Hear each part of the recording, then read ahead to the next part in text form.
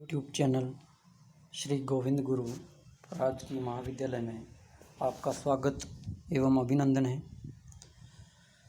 इस वीडियो में बीए द्वितीय वर्ष कला ज्योग्राफी पेपर सेकंड आर्थिक भूगोल के फर्स्ट यूनिट के टॉपिक अर्थव्यवस्था का वर्गीकरण एवं स्थानिक संगठन classification of economic and spatial organisation.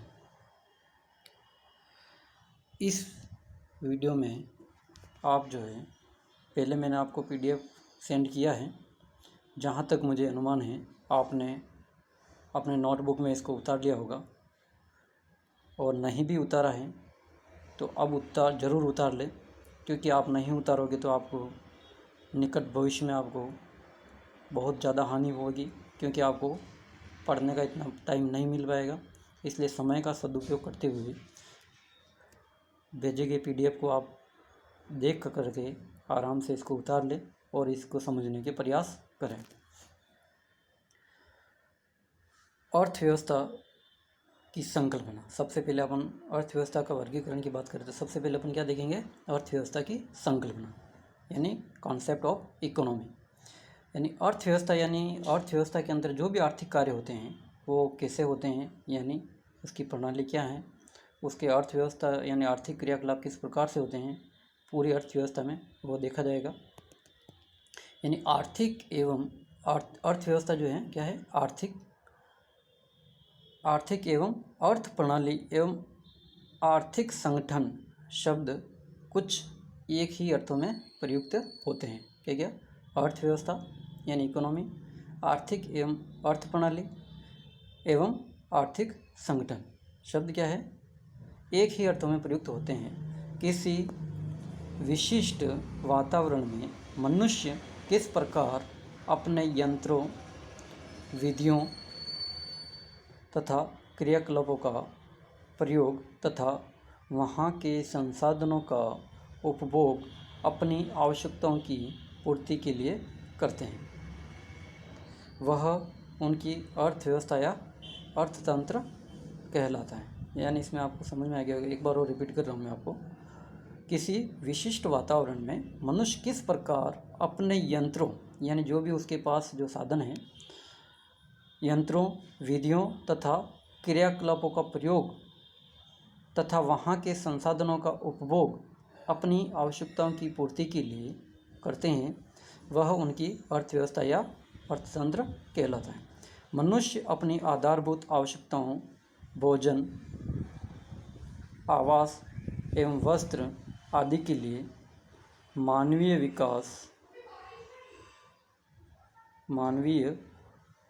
विकास लंबे काल से क्रियाशील रहा है।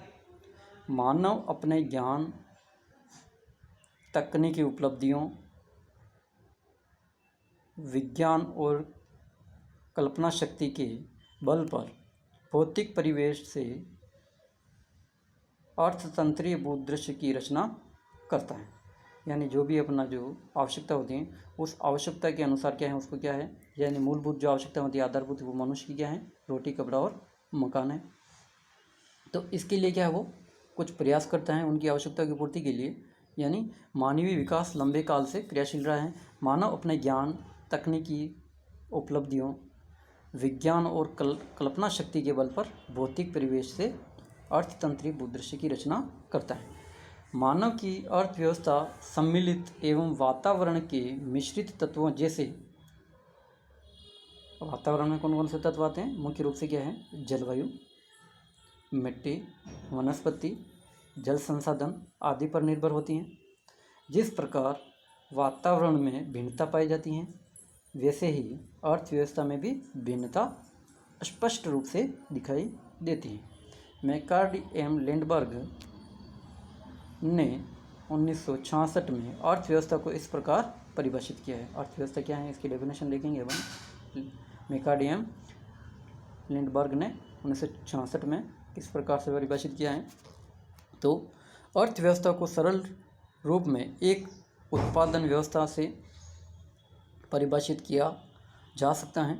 यानी क्या है, उत्पादन व्यवस्था, यानी जो भी उत्पादन किस प्रकार से किया जाता है, वो भी जो व्यवस्था जो भी की जाती है उसको परिभाषित किया जा सकता है, जिसका प्रमुख लक्ष्य क्या है, एक प्रकार का उत्पादन करना है, परंतु इस क्रिया में उस उत्पादन क्षेत्र में अपरिचित सभी उत्पादन क्रियाएं जो इस प्रकार के लिए आवश्यक हैं उन्हें भी सम्मिलित किया जाता है।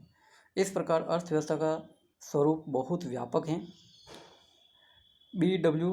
होडर एवं आर ली ने 1974 में अपने आर्थिक भूगोल नामक ग्रंथ में अर्थतंत्र को परिभाषित करते हुए लिखा है कि अर्थतंत्र शब्द से तात्पर्य आर्थिक निर्णायकों के जाल से है।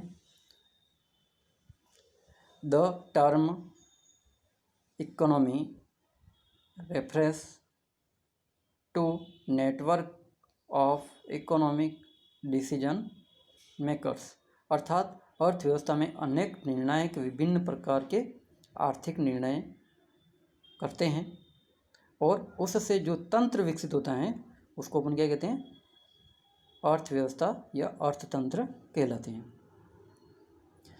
अर्थव्यवस्था किसी भी स्तर की हो सकती हैं, जैसे विषम भौतिक परिवेश में मानव आदिम जीवन से आगे बढ़ने से कदम कदम पर कई कठिनाइयों से जूझता रहा है और वर्तमान में भी वह वहाँ का अर्थतंत्र आदिम रूप में विद्यमान है, जैसे टुंड्रा का एस्किमो, अफ्रीका की आदिवासी जनजातियाँ जैसे कालाहारी, मरुस्थल की बुशमैन, पिग्मी जो कांगो बेसिन में है आदि इसमें प्रमुख रूप से हैं। जो वहाँ की जो क्या है अर्थव्यवस्था पूर्ण रूप से प्रकृति पर निर्भर है, क्योंकि वहाँ का जो मानव निर्मित यानी मानव का जो बौद्धिक विकास इतना नहीं हुआ है, तो उन्होंने क्या है प्रकृति पर ही वो अधिकतर उनकी निर्भरता है। अर्थव्यवस्था का साधारण मॉडल या प्रतिदर्श। आर्थिक भूगोल में अर्थव्यवस्था की जटिलता को समझने हेतु इसका सरल अध्ययन की दृष्टि से महत्वपूर्ण है, जिसके आधार पर आर्थिक जगत को समझने एवं उससे संबंधित सिद्धांतों का निर्माण करना उपयुक्त है। अर्थव्यवस्था के साधारण मॉडल में अर्थव्यवस्था के विभिन्न अंगों के रूप में उपभोक्ता, फर्म, उत्पादनकर्ता, संसाधनों के स्वामी एवं सरकार होती हैं। ये सभी विभिन्न दशाओं में निर्णय लेने का कार्य करते हैं। इनके द्वारा लिए गए निर्णय परस्पर एक दूसरे को प्रभावित करते हैं, क्योंकि सभी तत्व अंतर संबंधित होते हैं।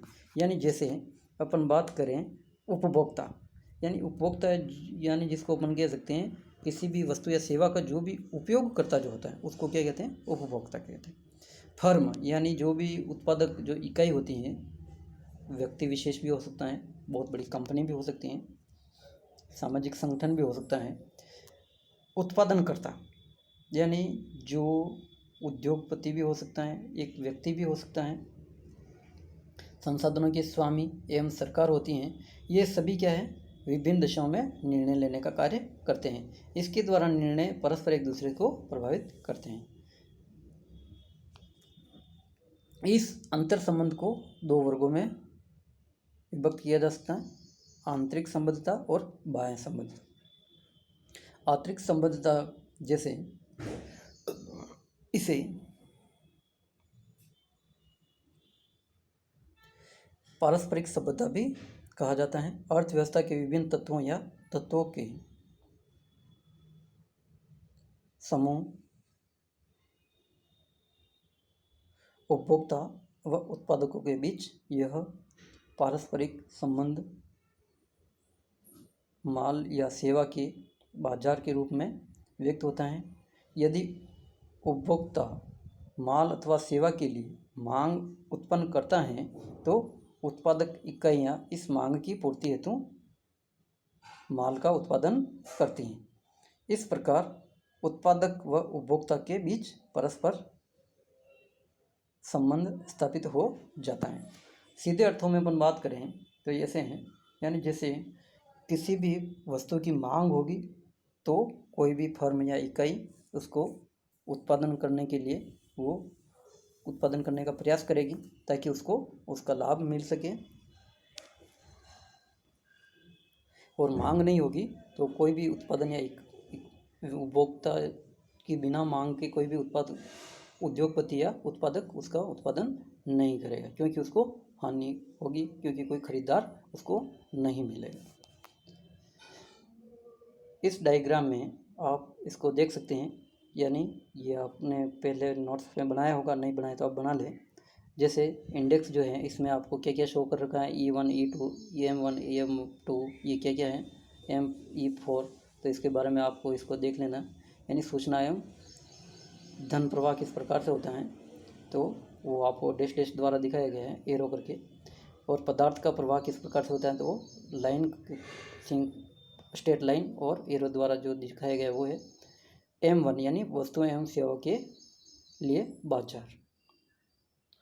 M2 क्या है, उत्पादन के कारकों के लिए बाजार, ठीक है। E1 क्या है, उपभोक्ता है। E2 क्या है, फर्म है, उत्पादक एवं प्रक्रिया। और E3 क्या है, संगठनों का मालिक, संसाधनों का मालिक। और E4 क्या है, सरकार या केंद्रीय निर्णयकर्ता या निकाय भी कह सकते हैं अपन इसको। तो यानी ये क्या है, एक सरल अर्थव्यवस्था का इस प्रकार से होती है।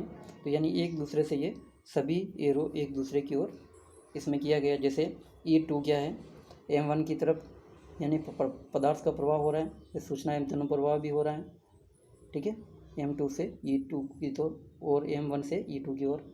फिर M1 जो है E1 से जुड़ा हुआ है, यानी धन प्रवाह, यानी पदार्थ प्रवाह भी हो रहा है और धन प्रवाह या सूचना का प्रवाह एक दूसरे की ओर हो रहा है, ठीक है। तो इसको आपको अच्छे से देख लेना है, ठीक है। इस प्रकार अर्थव्यवस्था का स्तर ग्रामीण से लेकर विश्व अर्थव्यवस्था का हो सकता है। ब्राउन के अनुसार अर्थव्यवस्था में उत्पादन, उपभोक्ता, विनियोग व पुनः विकास की मुख्य प्रक्रियाएं पाई जाती हैं। यानी इसमें क्या है, मुख्य रूप से क्या होता है, अर्थव्यवस्था सामान्य स्तर पर अपन बात करें तो ब्राउन के अनुसार क्या है, उपभोक्ता, यानी उपभोग कोई भी जो करेगा वो उत्पादन, विनिमय व पुनः विकास की मुख्य प्रक्रियाएं पाई जाती हैं।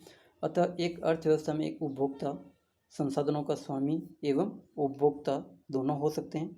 यानी वो संसाधनों का स्वामी भी हो सकता है कोई व्यक्ति, और वो खुद एक उपभोक्ता भी है, तो दोनों हो सकते हैं। इस प्रकार सभी तत्व परस्पर अंतर संबंधित होते हैं। स्पष्ट है कि फर्म मालिक, उपभोक्ता, संसाधनों के स्वामी परस्पर गहन संबंध इनमें पाया जाता है। इन तीनों का ही मुख्य उद्देश्य अधिकतम लाभ या संतुष्टि की है, लेकिन यह मानवीय कल्याण या आर्थिक समानता की दृष्टि से उचित नहीं है। इसका विकास या विकल्प एक निर्णय लेने वाली केंद्रीय सरकार द्वारा हो सकता है। इस केंद्रीय संख्या या स्तर सरकार द्वारा लिए गए निर्णय विलोम होते हैं, ताकि सामाजिक आर्थिक समानता व पारिस्थितिक संतुलन की स्थापना हो सके। यानी इसमें क्या है, केंद्रीय संस्था होती है या सरकार होती है, उसके द्वारा जो भी निर्णय लिया जाता है वो कुल मिला के देखा जाए तो सामाजिक आर्थिक समानता या की दृष्टि से क्या होता है, वो ठीक या अच्छा माना जाता है। अर्थव्यवस्था कई प्रकार की होती है, जैसे पूंजीवादी अर्थव्यवस्था, जिसमें क्या है, धन को ज़्यादा महत्व दिया जाता है। इसमें क्या है, इसमें संसाधनों के ऊपर क्या है, निजी स्वामित्व ज़्यादा होता है। पूंजीवादी अर्थव्यवस्था से में सभी निर्णय पूंजीपति के हाथ में होते हैं, ये अधिकतम लाभ को ध्यान में रखते हैं। जबकि साम्यवादी अर्थव्यवस्था व समाजवादी अर्थव्यवस्था में सभी निर्णय क्या होते हैं, केंद्रीय सरकार करती है। यहाँ जनता का अधिकतम कल्याण करना सरकार का मुख्य लक्ष्य होता है। वर्तमान विश्व में विभिन्न प्रकार की अर्थव्यवस्थाएं हैं, ठीक है। यानी एक में क्या है, पूंजीपति का संसाधनों के ऊपर अधिकार होता है, तो दूसरी जो अर्थव्यवस्था है वो क्या है, उसमें सरकार का स्वामित्व होता है, केंद्रीकृत सरकार होती है जिसका स्वामी होती है वो संसाधनों के।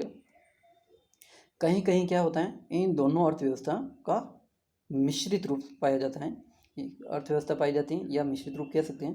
इसका सर्वोत्तम उदाहरण क्या है, भारत का दिया जा सकता है। पूंजीवादी अर्थव्यवस्था USA, ग्रेट ब्रिटेन एवं साम्यवादी अर्थव्यवस्था जैसे रूस, चीन आदि हैं। वर्तमान में विश्व में अधिकांश देशों का झुकाव मिश्रित अर्थव्यवस्था है।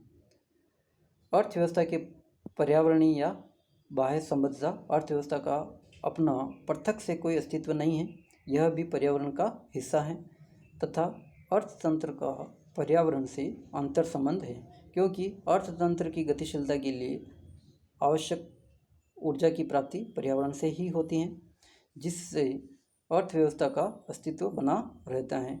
बाह्य संबद्धता को दो वर्गों में विभाजित किया जाता है। है सामाजिक संबंध, यानी डी हार्वे ने 1973 में अपने ग्रंथ social justice and the city में इस विषमता का प्रमुख कारण वर्तमान प्रचलित बाजार व्यवस्था को बताया है। प्रत्येक व्यक्ति का महत्वाकांक्षा पूंजीपति बनने की हो गई है एवं जैविक मूल्यों को नैतिक मूल्यों को त्याग दिया गया है। अतः अर्थव्यवस्था का सामाजिक संबंध भी महत्वपूर्ण होता है। अर्थव्यवस्था का पारिस्थितिकी संबंध, जिसमें अपन इस डायग्राम में आप देख सकते हो, यानी फर्म और पारिस्थितिकी तंत्र, ये एक दूसरे की ओर एरो करके एक दूसरे पर ये संबंधित हैं। इसके बिना ये जैसे फर्म जो है वो बिना पारिस्थितिकी वातावरण के इसमें इसका उत्पादन संभव नहीं है। बिना उपभोक्ता, यानी कोई भी जो उत्पादक जो इकाई होगी वो भी और फर्म दोनों एक दूसरे से प्रभावित होते हैं, तभी पारिस्थितिकी संतुलन बना रह सकता है। दोनों एक दूसरे से जुड़े हुए होंगे, एक दूसरे को वो प्रभावित करेंगे। यानी फर्म उपभोक्ता को प्रभावित कर रहा है तो उपभोक्ता फर्म को प्रभावित कर रहा है, उपभोक्ता पारिस्थितिक तंत्र को भी प्रभावित कर रहा है तो पारिस्थितिक तंत्र उपभोक्ता को प्रभावित कर रहा है, और पारिस्थितिक तंत्र फर्म को भी प्रभावित कर रहा है तो फर्म पारिस्थितिक तंत्र को प्रभावित करती है या एक दूसरे के ऊपर अंतर संबंधित पाए जाते हैं। धन्यवाद। इसको आपको अच्छे से 2-3 बार सुन लेना है ताकि आपको अच्छे से समझ में आ जाए। धन्यवाद।